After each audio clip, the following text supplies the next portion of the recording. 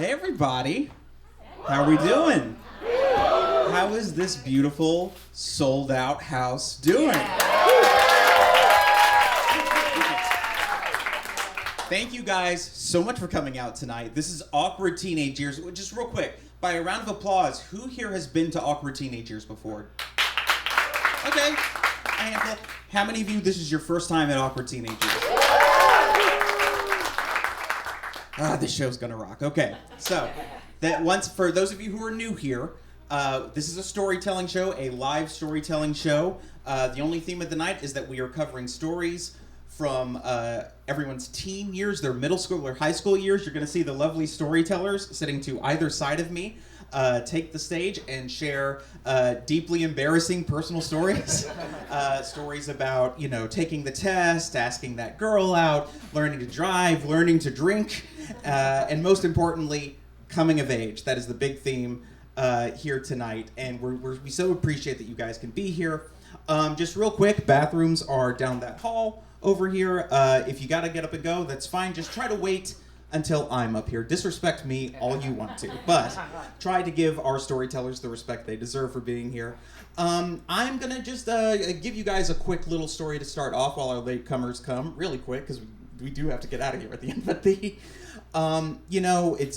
we're at that time where Halloween has just ended, and people are putting up Christmas decorations, but I still personally believe that Thanksgiving must be recognized. You godless, ungrateful creeps.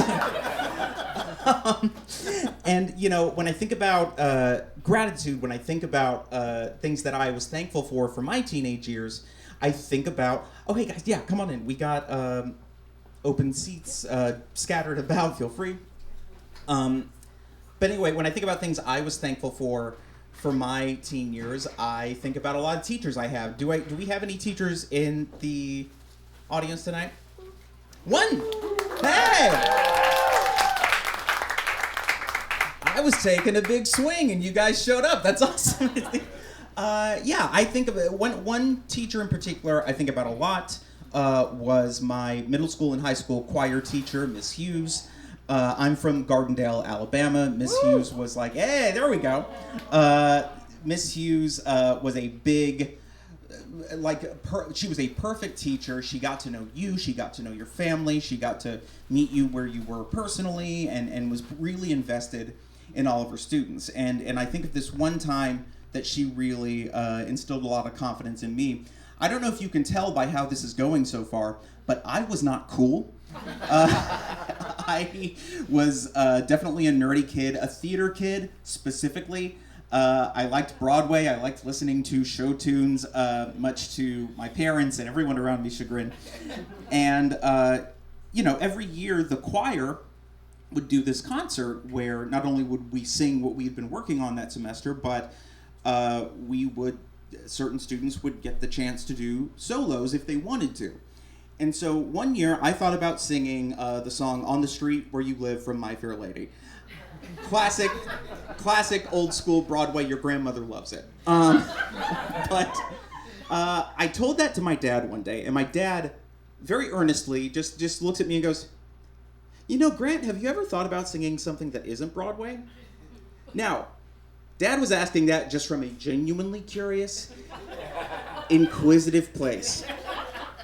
In the head of a teenager with undiagnosed anxiety, that was a Minto and a Coke bottle. So I'm sitting there, I'm thinking, I don't know, should I sing something different? Should I try something new? Should I, look up popular songs or current songs or something like that? And I'm talking about all of this to Miss Hughes.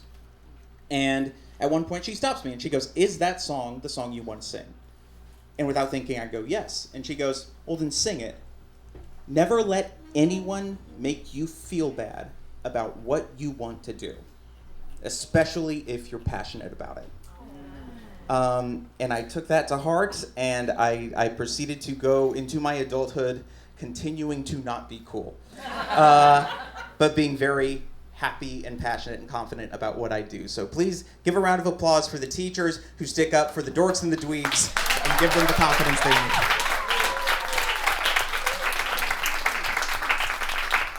And with that, we're going to start the show. Are you guys ready? Yes. All right.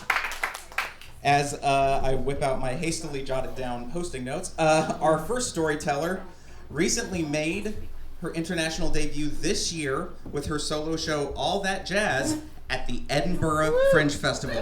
We've had her before. We're happy to have her back. Please welcome Gillian Garganus. Oh my gosh, keep it going for our host.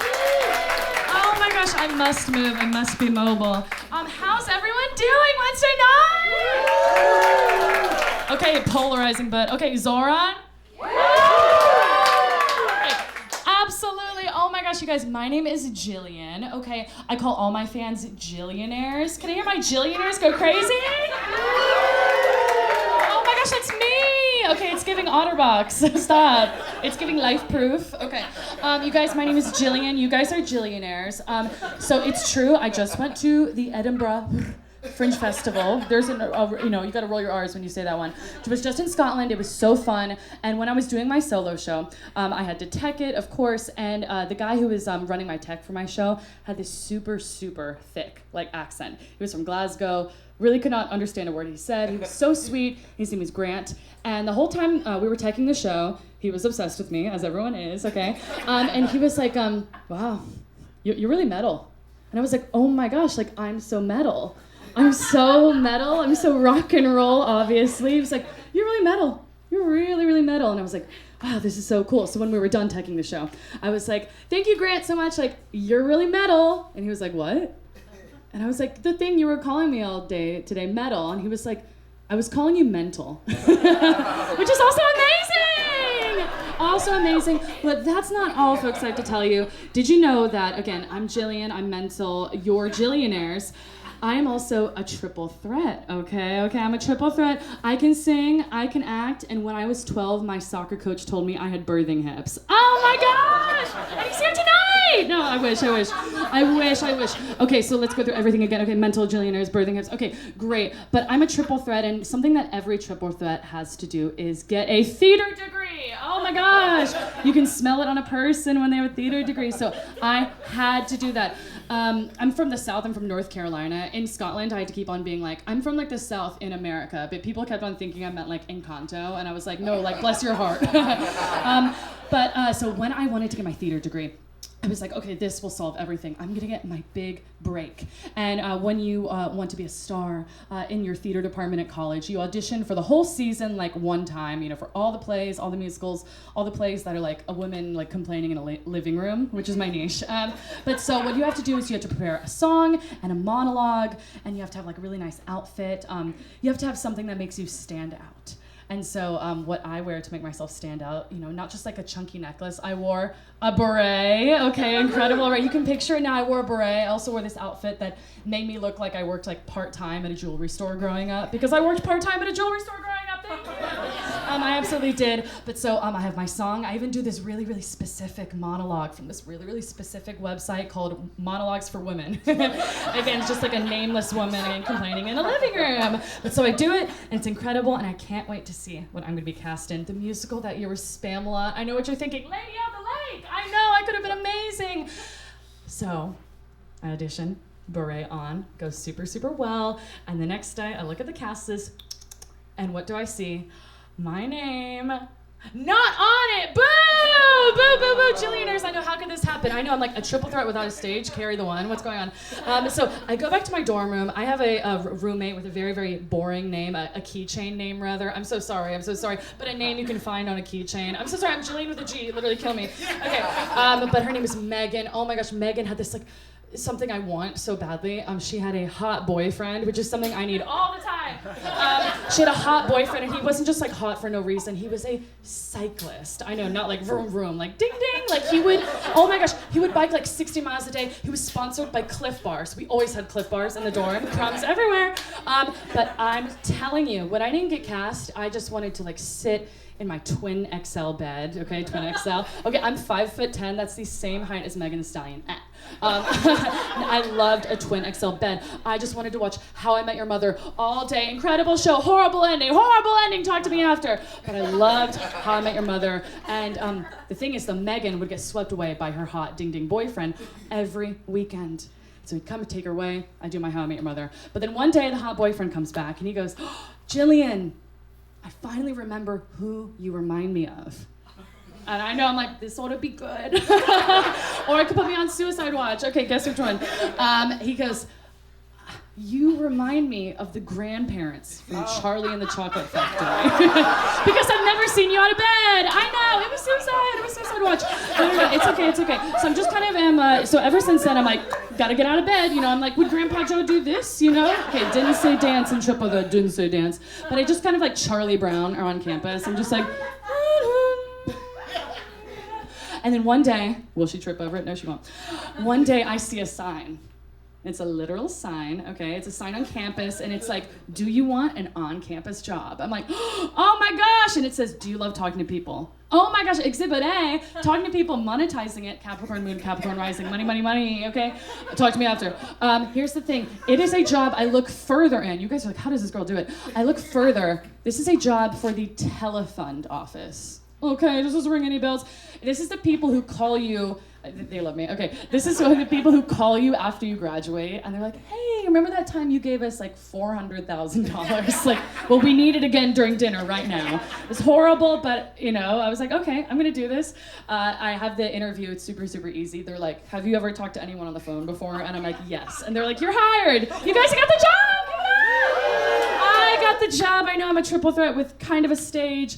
All my friends are like tweeting about Spam-A-Lot. And I'm like, you know what? Like, this is my Spam-A-Lot. Like this shitty, like two shifts a week, 3 hours each shift week job. But so I go home. I tell Megan about this. We're so excited, and I have to get people to donate to the university. But here's the thing. I'm not very good at it. I can't get anyone to donate. I mean, literally, you've had these people call you, and you're like, yeah, no, but I mean, you have to start out asking for like $500 first. You have to be like, hi, my name's Gillian at the University of Censored. Would you like to donate $500 tonight to the university? And everyone's like, absolutely the fuck not. No, sweetie, no. And like, I totally get it. I'm a student too. Times are hard. For that reason, would you like to donate $400? You go down like 500, 400, okay, stroke, so I can't say the numbers. But so you have to go all the way down to like $20. And I'm really, really not good at it. But then something happens one day. I get a guy reluctantly to donate like $100 to the university. And I'm like, this is amazing. It's so cool. My supervisors are like Disney adults. Any Disney adults in the crowd? No one's great. Okay, yes, talk to me after. But so they're super, super excited. And you know what I do? I'm about to say a very vintage sentence. Everyone here is older than me. But I take out my OtterBox, okay, and open up Twitter. Okay, grandma, nurse, get her back. And I tweet, I go, just got someone to donate $100 to the university. # I'm cool. Oh my gosh, fire tweet. Okay, it got 2 likes. One of them is which my dad, the OG Gillionaire. But here's the thing. The next day I go to work. I gotta wrap it up here. I'm oh my gosh, I had so much fun with you guys. The next day I go to work and they're like, hey Gillian, don't bother clocking in. I know, I'm like, this is good, this ought to be good, I'm like, promotion, and they're so angry at me. They're like, do not tweet about this place. This is your first strike. And I'm like, okay, so what do I have to do next? So what I do next is I block everyone related to the university, go back to Megan, How I Met Your Mother's on the screen. I have the printout of my tweet. By the way, they printed it out, you guys. A color ink, 8.5 by 11 inch printout of my tweet. You gotta love it. So here's what I do next is, I think this is so funny, so I get my roommate Megan to take a photo of me holding the color ink printout of my tweet. This one is about to be fire, get ready. I say, my job loved my tweet so much they printed it out to show me. And that one goes crazy. It's like giving Caroline Calloway of the Bible Belt, okay, 20 likes. But here's the thing, next day, I go into work, deja vu, they're like, Gillian, don't bother clocking in. I'm like, what? What's going on? And then they say, hey, Gillian, come on in. You're fired. I know you guys are like, what? Duh. But then they say, you're fired. They're like, they have another, boom, color ink printout of the original tweet of the printout. How many tweets? How many printouts? I'm losing track. time. But what is the color ink budget at the school? Is that where the donations are going? Here's the thing also, if you remember on the scoreboard, they said that the first time was strike one and now I'm fired. Okay, someone doesn't know how baseball works. So, okay, but it's okay, you guys, because I'm Gillian and you guys are Gillionaires. Give it up for me! Short on time. Keep it going!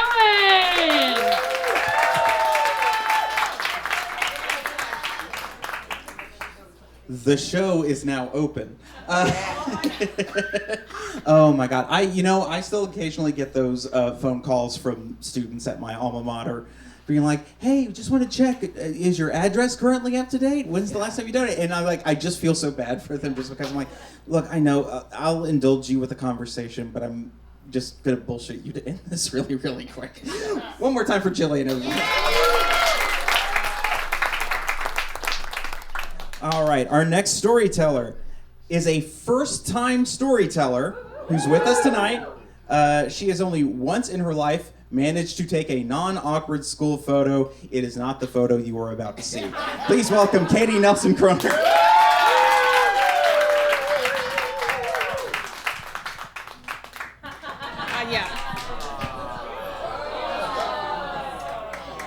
Hello, good evening. So we're going to talk about sex ed. Now, I am a millennial.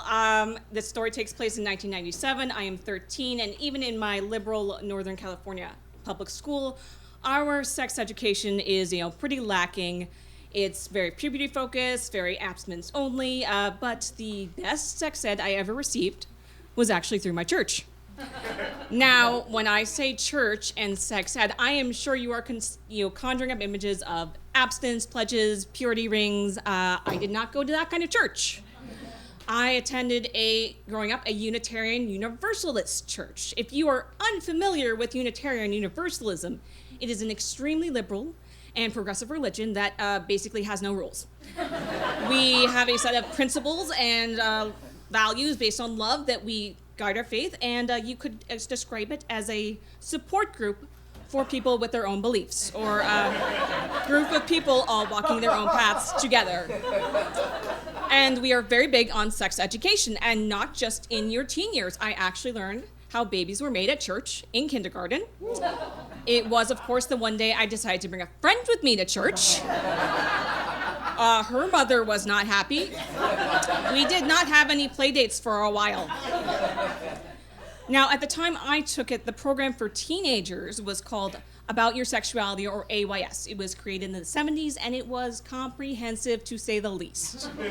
Now, in the 90s, the messaging was pretty no means no, but still very sex positive. Not only did they teach us how to put a condom on a banana, they had us do it blindfolded, because, to quote, sex happens in the dark. We also had someone from Planned Parenthood come and speak to us about every form of contraceptive possible. Some of them I don't believe even exist anymore. Does anyone remember contraceptive foam or contraceptive sponges? She also brought a giant bag of condoms to give out. I did not take any. We did an exercise where we passed around M&Ms designed to show us how STIs were spread. Is this where I learned to masturbate? Yes. But the pièce de résistance, the crowning glory of the program, was the class where they showed us people having sex. If you are thinking, did she just say they showed them porn? You would be correct. Now, I need to add a caveat. They did not just show us the porn without informing our parents. Our parents were informed, and a permission slip was sent home with us to sign to allow us to see the porn. I remember sitting down with my father. My mother was not good at these types of conversations, so it fell to my father. And I remember sitting down with him and him going, are you okay with seeing the porn? Do you want to see the porn? And I'm going internally, yes, I am 13 and curious. Of course I want to see the porn. And externally, I'm just like playing it cool and being like, yeah. As I remember it, no one opted out. Now, they did not just show us some random porn off the street. This was produced specifically for this program. And it was shown to us via film strip. So now for our Gen Z and younger crowd, a film strip was a roll of film projected in advance, one frame at a time, accompanied by a narration on a cassette tape. And then hopefully I don't also have to explain what a cassette tape is. Now, the day we were to have this class, it was actually the culmination of a whole weekend of sex education. We had gone up to our church's retreat, and just the youth group and the leaders, and so the anticipation had been building for like a couple days. And we get everything set up, and then our cassette tape's not working. So, there's a couple futile attempts to try to fix it, and then our group leader's like, I'm just gonna read from the transcript. So it begins, and the sex they showed us was pretty vanilla looking back, but also wide-ranging. Not only did they show us straight sex, they showed us gay sex, lesbian sex, 69ing, and straight people having anal sex. Now let me tell you, we were enthralled. It was dead silent in that room, aside from the narration of the slides. I went to bed that night a changed woman.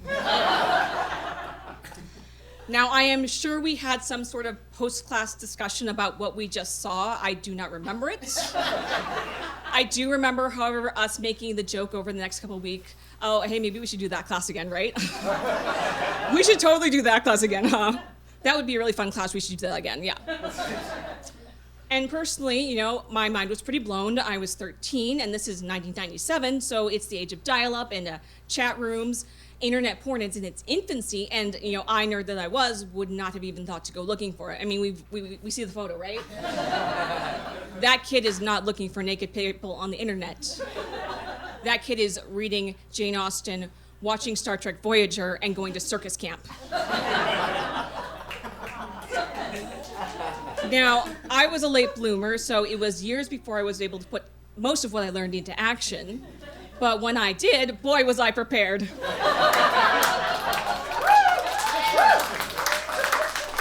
Now, I need to tell you, they have since updated the program. It's now called Our Whole Lives, and they don't show the porn anymore. Which I know, it's wild when you think about it, and I get it, but then I think about the access kids have today to porn and other unrealistic depictions of sex, and I understand what the creator of AYS was trying to do, because in many ways, to me, it seems like a much gentler and healthier way to learn about sex. So maybe we should bring back the porn.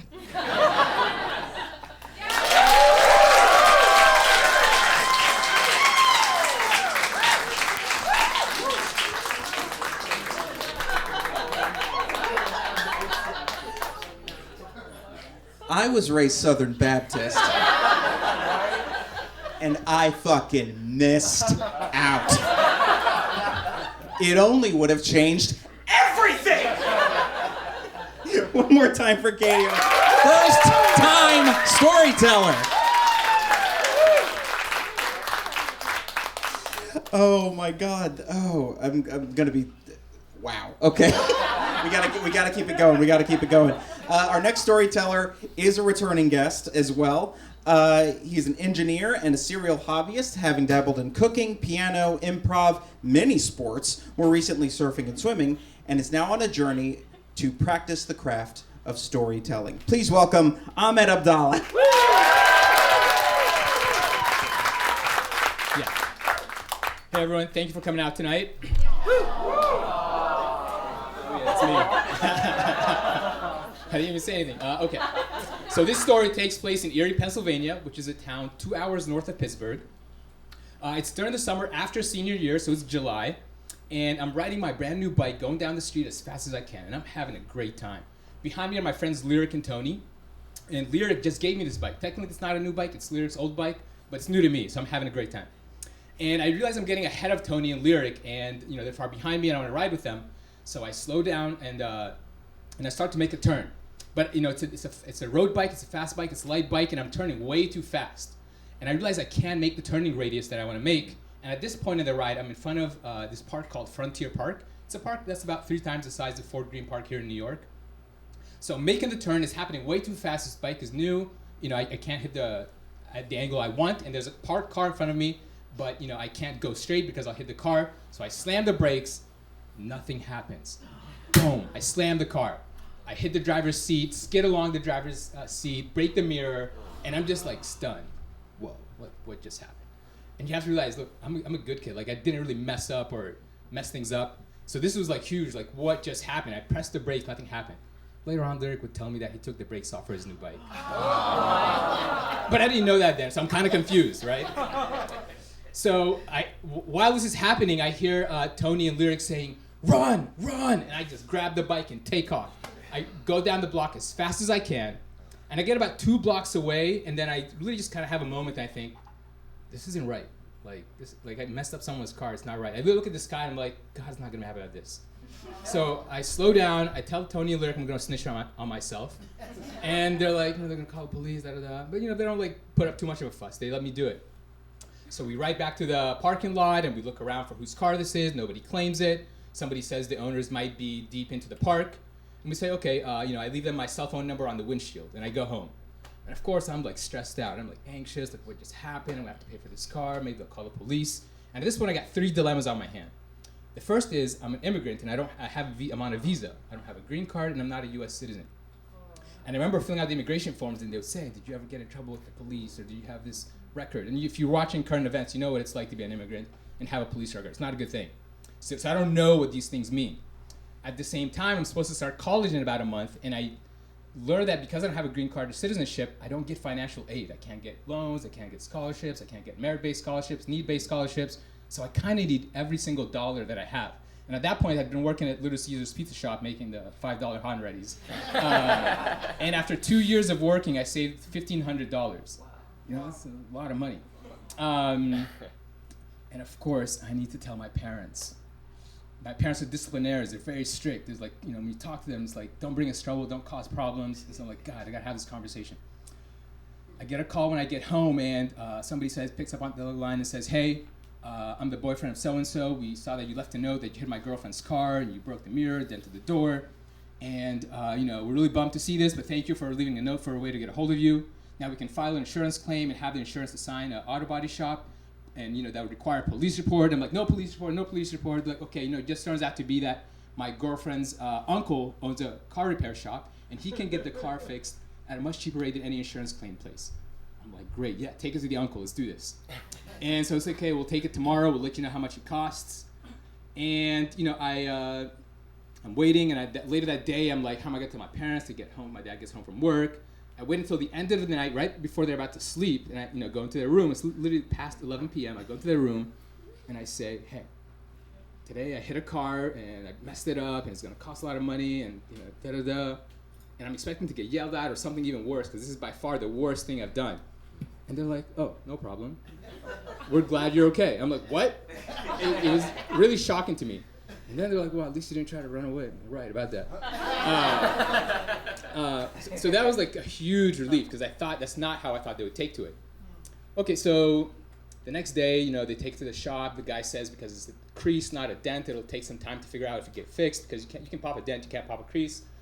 A week goes by, they're still working on it. 2 weeks later, I get the official quote, and it's $652 to fix the car. And I meet up with the guy, give him a check for $652, and you have to remember, this is a financial calamity because $652 took me 10 months to make. Wow. 10 months of, just poof, gone. A month later, I go to college starts, and I use whatever money I have left to buy the books, and I can't pay the tuition bill. And I go to the financial aid office, and I tell them, hey, here's my situation. I can't afford tuition. This is all the money I saved up from high school. My parents can't afford the bill. You guys won't give me financial aid. And they say, we don't know what to do. These are the rules. We can't help you. And back then, in those days, before, in the beginning of class, the professors would read the names of the students who didn't pay tuition.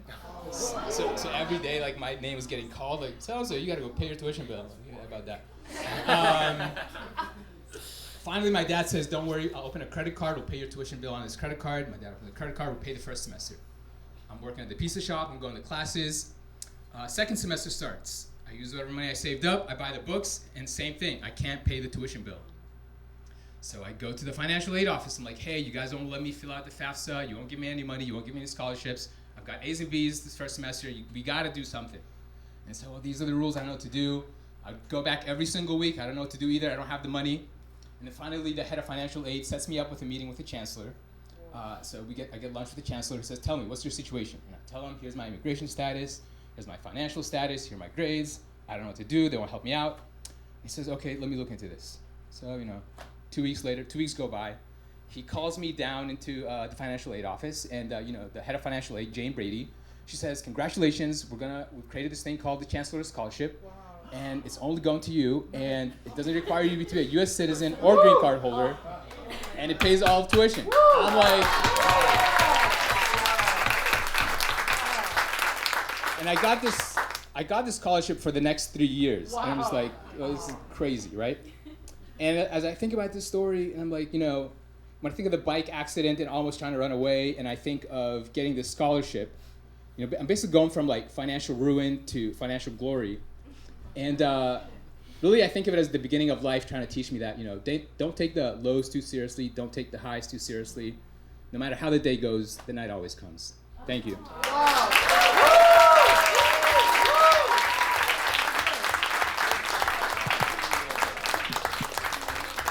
I don't think that detail had hit me the last time I heard the story. So they read your name out in class to say, by the way, you still owe money. Yeah. As if I had it in my pocket. I would rather be in the Unitarian sex ed class, to be honest with you. One more time for Ahmed, everybody.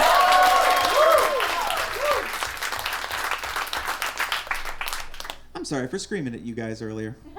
You're pretty great. Our next storyteller is the Spencerport Class of '01 Talent Show second runner-up. It's a big night for us. Please welcome Michael McFadden.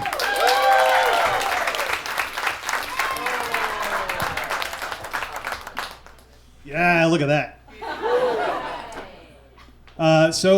My awkward teenage years were a little cut short, partially because my parents, when they got divorced, and I now know that this photo is my dad's hand there. That is moments before he left the house, me a middle schooler. My awkward teenage years were kind of cut short because they had kind of tried to reclaim their teenagers after they got divorced. So during the divorce, these couple of years here, I spent most of that time with my friend Doug's family. They were fundamentalist Christian. I got involved in their church. Not that kind of church. This is a serious, godly church. But when they finally divorced, I came back home. I lived with my mom, and my dad kind of went off on the other side of the small satellite suburban town. I only heard really rumors of what he'd get up to, but my mom, obviously all the things you get divorced, you try to go back to your younger years, and you try dating, drinking, and it wasn't long before there was a new guy in the house. And one afternoon, I come home and I find their porn just kind of out. It's the right reaction.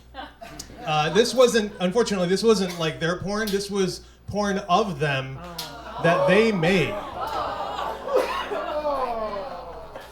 This was an obvious breaking point for me. So I can't be here anymore. I'm 17 now at this point, and I'm like, I'm taking off. I got a car. I'm gonna go right to my dad's. So I go across town to my dad's, and I just draw hey Dad, can you help me out? And it's okay, come over. I walk in, and wow, it's just like a bachelor pad, worse than anything I've ever had when I was a kid, at college, any of that, and it's just like empty, vodka bottles and just stuff, just carefree. And Dad, can you help me out? Do you got a place I can stay with you or something? And he going through his divorce and all that. And again, this is he's the other side of this photo. He said, I will help you. I'll put you up if you can go back and get me evidence. Evidence meaning the videos and photos of my mom having sex on the couch. So I need option 3. I was like, I can go off on my own, or you know what? Let me call up Doug, because Doug, my best friend from the church, had sort of left the church, and he was staying in town with his older sister. And I'd heard hey, Doug, maybe you got a place you can hang. I can just stay with you. And so I drive across town, and I get there, and it's yeah, we got a place. His older sister was pregnant, and Doug was staying in this sort of carriage house room, and the sister's boyfriend is we can put you up here. I got a hallway and a futon. If you can help us out of the shop. I was like, great, so you're saying I'm 17, I have no parents, and I have both a place to sleep and a job? Sign me up, great, let's do it. So this summer I spent basically driving them around, helping them out, except the caveat was I didn't really investigate what this shop was. So we go, and this is big for me at the time, we go up to the big city of Rochester, New York, across town to this fantastic shop I keep hearing about, and it's on kind of the ass end of town, flanked by empty lots, and it's obviously like a converted office, and this is like single block letters, and on the window it just says Classic Touch, CLSSIQE, so you know it's classy, Classic Touch. And before you even think about it, yes, it's everything you can imagine. It's basically, and even to this day, trying to investigate and recount the story, we still call it the rub shop. It's what it was. There is a waiting room couch, just like this here. Sorry, guys. You walk in, you see a little waiting room couch here, and then there's the little office where I would eventually start sitting and taking the phone calls and acting like, I'm a big guy. I was kind of big there too. Let's put on my adult voice and hey, thanks for calling Classic Touch. We would take appointments, and guys would come in and just have the pan flute music playing and the patchouli incense and all that going. I didn't think much of it, but especially because we had more in common with the people that were working there, the women that were just like making it on their own, and that's what I was doing. Just kind of doing my own things, whatever the circumstances were. This is my life, this is my future. I'm making it for myself. Except for one day, I'm sitting there at the office, and I look out the door, past the waiting room couch, and standing in the doorway, it's not my dad, if you were thinking of my dad, it's not my dad. It was the pastor from our church. Sorry, the pastor from our church staring right at me, and immediately it was like, oh, wrong place. And like, he saw me. He fucking saw me. Like, it's a gingerly fat dude. It's like Boy Fieri there.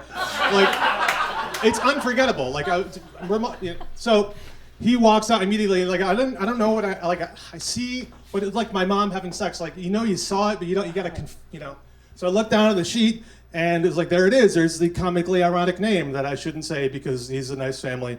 Don't write this down. Pastor. We'll bleep that for the video, please. So this is right there. It is right there on my ledger. It's like this.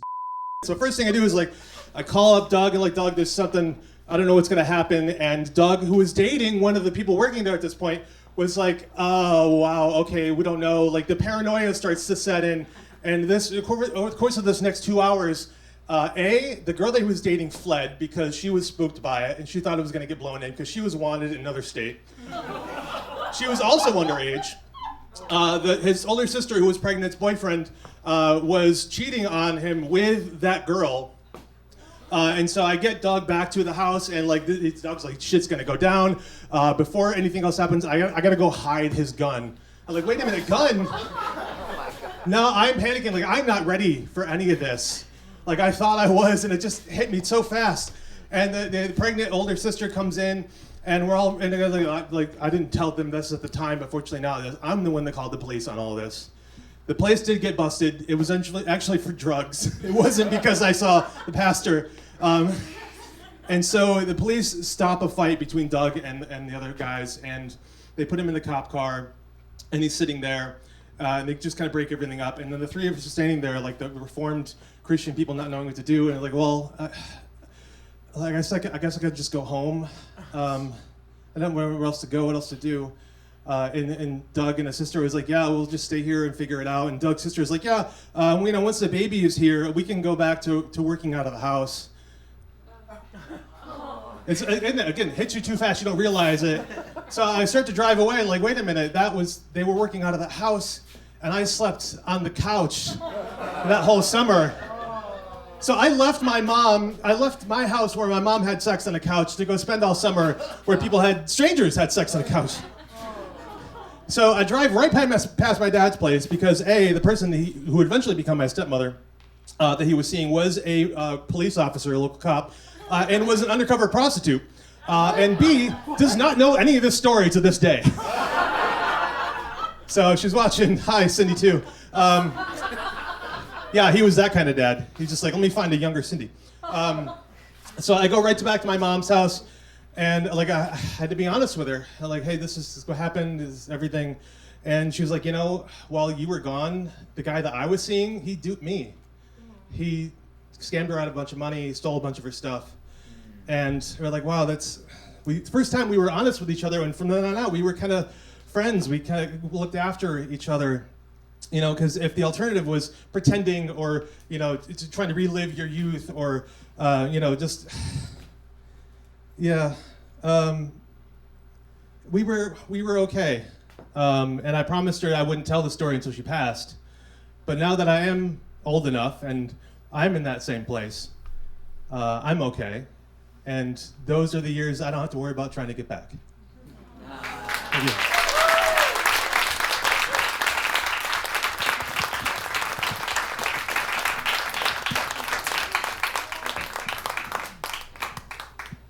Michael, what is it like growing up in the music video of a punk album? I just want to know which track was that story? You know what's crazy though? That story is so rich with all these like crazy, like chaotic details. And yet Boy Fieri is what's gonna burrow itself into my brain for years to come. One more time for Michael McFadden. All right, guys, are we having fun so far? Are you guys having a good time? You've been an amazing audience. We got one more story to go. I got a little housekeeping to do with you real quick. If you want to stay up to date on future shows in the new year, you can follow us on Instagram, Threads. Who here is on Threads? Okay. I rest my case. But we're on Threads, and we're on Facebook. You can find updates on our storytellers and which future shows coming up. Also, I didn't mention this earlier. This show concludes our 5th year of this show. We started in 2020. Literally, Sunday, we closed the first run of this show in the Frigid Festival here at Under St. Mark's. And then Friday, that my boss was telling me to go home for a while. Yeah. But then we kept the show going online, thanks to my co-producer Will's leadership. And then eventually things reopened, and we've been back here ever since. Which means we have a whole backlog of our past shows, previous storytellers we've had on. You can find that on our YouTube channel. Again, just look for @AwkwardTeenageYears to check it out. And maybe you've heard some of the stories tonight and you think, oh, you know what, that reminds me of this thing that happened to me, or that's crazy, I had this happen when I was a teenager. Maybe I could tell a story. Well, guess what? You can. Feel free to just send us a 1 to 2 sentence pitch, or 2 or 3 sentence pitch, to awkwardteenageyears@gmail.com. We're always looking for future storytellers to work with, like Katie. People who have maybe not, we've worked with people who have maybe not told a story before, and we've worked with them to get them up here and feeling confident and story ready to go. So yeah, that's what we've got going on. Have I covered everything well? All right, great. And with that, we're gonna come to our final storyteller of the night. Just another quick reminder, we got to clear out for the next show of the night. So after I say goodnight to you guys after this story, please orderly file out to the sidewalk. If you're waiting for to say hi to one of our storytellers, they will come out to see you there. And with that, let's go to our final story. Are you guys ready? Yeah. Great. Our final storyteller of the night is a certified recreation therapist and a storyteller who recently had their first solo show at the Edinburgh Fringe Festival. They are known by their friends for rapping all the words to Lose Yourself by Eminem, eating a jar of peanut butter every week, and walking anywhere, no matter the distance. Please welcome Emily Hespeler.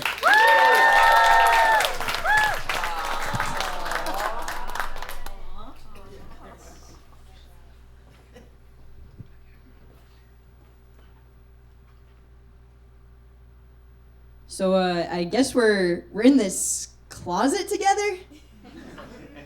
Yeah.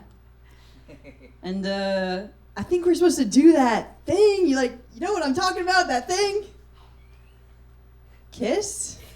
Yeah, about that. I said this to a boy named Caleb in a closet in this basement of this high school party that I literally just gotten pushed into by my friends.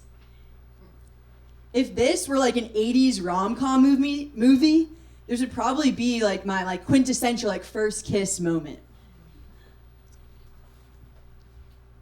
My friends had tried to prepare me for this too. Growing up in a suburb of Massachusetts, they had told me their best and worst first kiss moments. They'd even sent me YouTube videos on how to kiss. And I'll admit, I'd been known to kiss like a mirror or two in preparation for this moment. But back in this closet with Caleb, I feel a little nervous about the potential that we could kiss. But for the most part, I'm just like upset at myself. I'm like, how do I know that I'm supposed to want to kiss him? Like, am I supposed to feel something in my body? And like, is he gonna be the one who kisses me? Like, I just don't know. I want to feel more. Back in middle school, I remember I would come home to my dad's apartment. My parents were divorced, and he would find me in my bedroom, just like tears coming down my face. He'd be like, Emily, like, what's the matter? Are you okay? I'd be like, yeah, Dad, I'm fine. Just like, please go away. Like, leave me alone. He's like, no, like, tell me. Like, how can I help? Like, I want to know what's going on. I was like, Dad, I don't even know. Like, even if I knew what was wrong, like, I couldn't tell you. Like, please, just go away. You see, in middle school, I started to realize I had crushes on girls. Although I knew people like my dad and mom would probably go on loving me just by the fact that they weren't like hateful people, still, like, since kindergarten, I had been asked like who my crush was, assuming that it had to be a boy, and I just kind of like played along into this. And I thought that if I revealed my true feelings to my family now, that I would be like completely ruining their perception of who they thought I was, and therefore who I thought I needed to be, who I thought my identity should be. Plus, in my high school, like, people still said things like, that's so gay, in this like derogatory way. I didn't have anyone in my town to turn to who was openly gay. So I quite literally felt like I was the only one with these feelings. I kind of developed these like superstitions, though, as a way to deal with them. I was a goalkeeper on the high school soccer team, so before every game, I was like, all right, if I win this game, if I stop these shots, I'm most certainly, definitely not gay.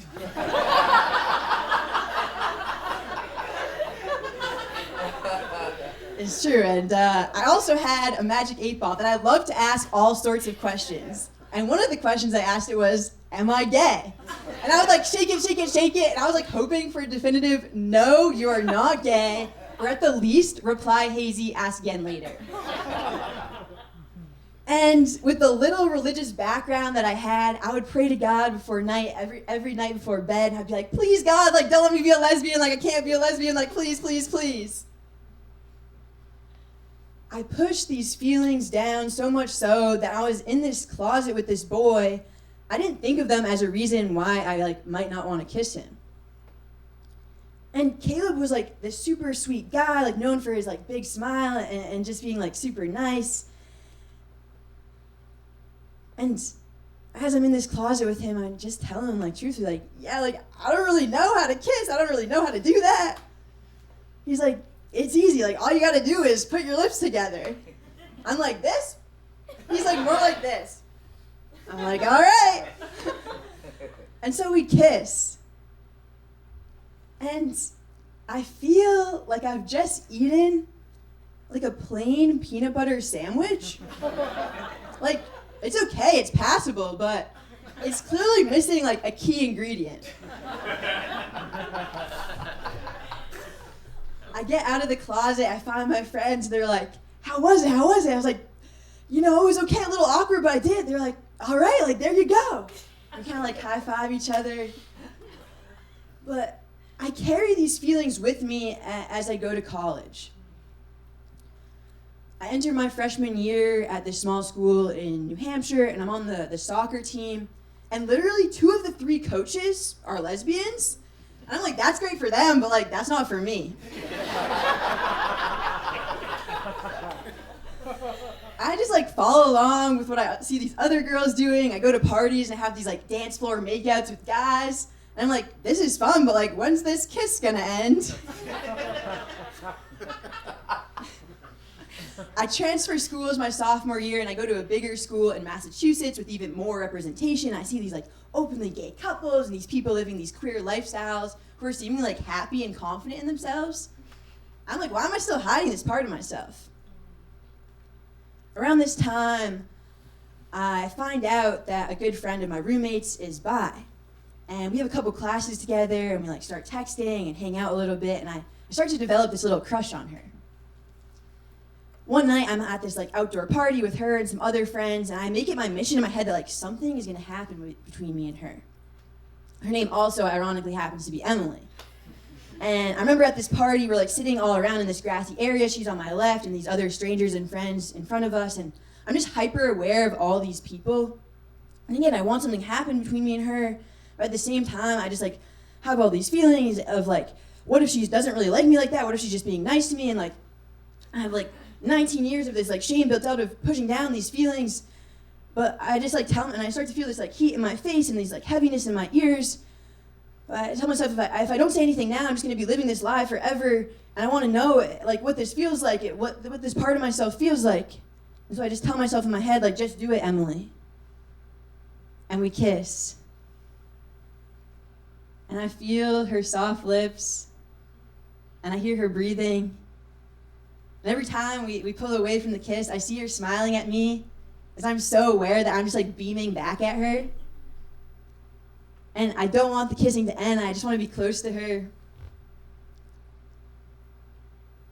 And the best part was, it turns out I actually did know how to kiss. I was just kissing the wrong people. Thank you.